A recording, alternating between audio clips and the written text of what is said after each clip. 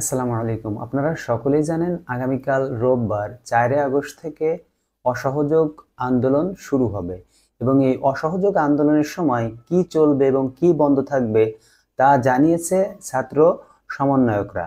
তো আমরা জানবো যে এই ছাত্র আন্দোলনের যে সমন্বয়করা তারা কি জানালো, কি চলবে এবং কি বন্ধ থাকবে সে বিষয়ে আপনাদেরকে বিস্তারিত জানাবো। আপনারা সাথেই থাকুন। বৈষম্য বিরোধী ছাত্র আন্দোলনের ডাকে আগামীকাল রোববার শুরু হতে যাওয়া সর্বাত্মক অসহযোগে কি চলবে কি চলবে না তা জানানো হয়েছে।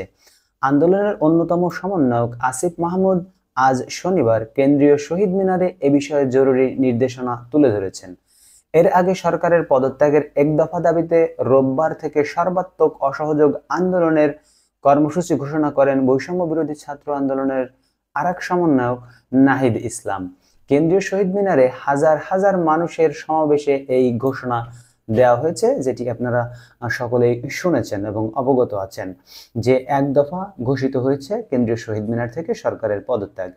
নাহিদ ইসলামের বক্তব্যের পর আসিফ মাহমুদ এই কর্মসূচি ঘিরে কিছু জরুরি নির্দেশনা দেন। কোন কর্মসূচি? যে আগামীকাল থেকে তো অসহযোগ আন্দোলন শুরু হচ্ছে, তাহলে সেখানে কি চলবে কি চলবে না সে বিষয়ে আসিফ মাহমুদ জানান, অসহযোগ কর্মসূচির মধ্যে হাসপাতাল, ওষুধের দোকান, জরুরি পরিবহন সেবা, চিকিৎসা সরঞ্জাম পরিবহন, অ্যাম্বুলেন্স সেবা, ফায়ার সার্ভিস, গণমাধ্যম, নিত্য প্রয়োজনীয় দ্রব্য পরিবহন, ইন্টারনেট সেবা, জরুরি ত্রাণ সহায়তা, এখাতে কর্তব্যরত কর্মকর্তা কর্মচারীর পরিবহন সেবা চালু থাকবে। এগুলো চালু থাকবে। এছাড়া বৈষম্য বিরোধী ছাত্র আন্দোলনের জরুরি নির্দেশনায় আসিফ মাহমুদ আরো বলেন, বাংলাদেশের কোনো নাগরিক কোনো কর বা খাজনা দেবেন না। বিদ্যুৎ বিল যেগুলো আসলে করা যাবে না, সেগুলা বিদ্যুৎ বিল, গ্যাস বিল, পানির বিল সহ কোনো ধরনের বিল পরিশোধ করবেন না। সব ধরনের সরকারি বেসরকারি প্রতিষ্ঠান, অফিস আদালত ও কলকারখানা বন্ধ থাকবে।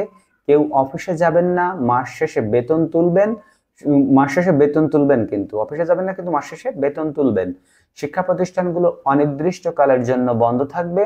প্রবাসীরা ব্যাংকিং চ্যানেলে কোনো ধরনের রেমিট্যান্স দেশে পাঠাবেন না। সব ধরনের সরকারি সভা সেমিনার আয়োজন বর্জন করবেন। বন্দরের কর্মীরা কাজে যোগ দেবেন না। কোনো ধরনের পণ্য খালাস করবেন না। আসিফ মাহমুদ বলেন, দেশের কোনো কলকারখানা চলবে না। গার্মেন্টস কর্মী ভাই বোনেরা কাজে যাবেন না।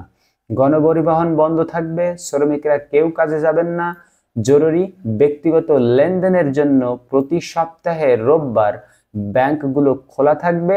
পুলিশ সদস্যরা রুটিন দায়িত্ব ছাড়া কোনো ধরনের প্রোটোকল ডিউটি, রায়ট ডিউটি ও প্রোটেস্ট ডিউটিতে যাবেন না। শুধু থানা পুলিশ নিয়মিত থানার রুটিন দায়িত্ব পালন করবে। বিজিবি ও নৌবাহিনী ছাড়া অন্যান্য বাহিনী ক্যান্টনমেন্টের বাইরে দায়িত্ব পালন করবে না।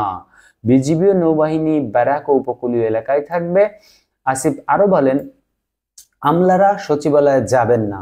জেলা প্রশাসক বা উপজেলা নির্বাহী কর্মকর্তারা নিজ নিজ কার্যালয়ে যাবেন না। দেশ থেকে যেন একটি টাকাও পাচার না হয় তার জন্য সব অফশোর লেনদেন বন্ধ থাকবে।